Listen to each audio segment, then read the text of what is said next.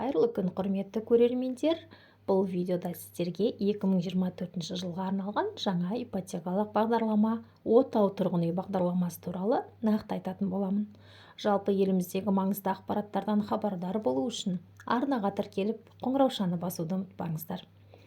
Отау тұрғын үй бағдарламасына 1 наурыз бен 30 сәуір аралығында баспана маркет, яғни отбасы банк KZ порталы арқылы бағдарламаға қатысу туралы онлайн форматта өтінім беруге болады. Баспана құны Астана, Алматы қалалары үшін 30 миллион теңгеге дейін, ал басқа аймақтар үшін 18 миллион теңгеге дейін болмақ. Бастапқы жарна 20%-ды құрайды және де сыйақы мөлшерлемесі 9%-ды құрайды. Бағдарлама қатысушыларына қойылатын негізгі талаптар мынадай болмақ.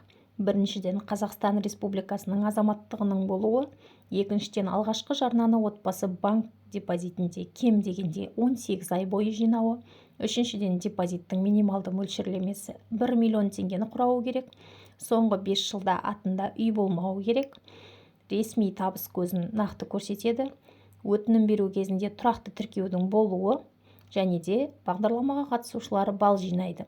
Мысалы, заңды некеде болса 10 балл, баласы бар болса 50 балл қосылады, және де кімнің опысы, яғни оценочный показатель, сыйақысы жоғары болса, оған да ұпайлар қосылатын болады. Астана және Алматы қалалары үшін соңғы 3 жыл тұрақты тіркеу, ал басқа аймақтар үшін өтінім беру уақытында сол аймақта тұрақты тіркеудің, яғни тұрақты пропискасының болуы. Бағдарламаға Қазақстан Республикасының 18 бен 63 жас аралығындағы барлық азаматтары қатыса алады, бірақ 35 жасқа дейінгі жастарға басымдық берілмек. Бағдарлама қатысушылары 2024 жылдың 1 наурызынан бастап өтінім беріп, балл жинай бастайды. Кімнің ұпайы жоғары, солар үйді мамыр айынан бастап ала алады. Ақпарат пайдалы болса, каналға тіркелуді ұмытпаңыз.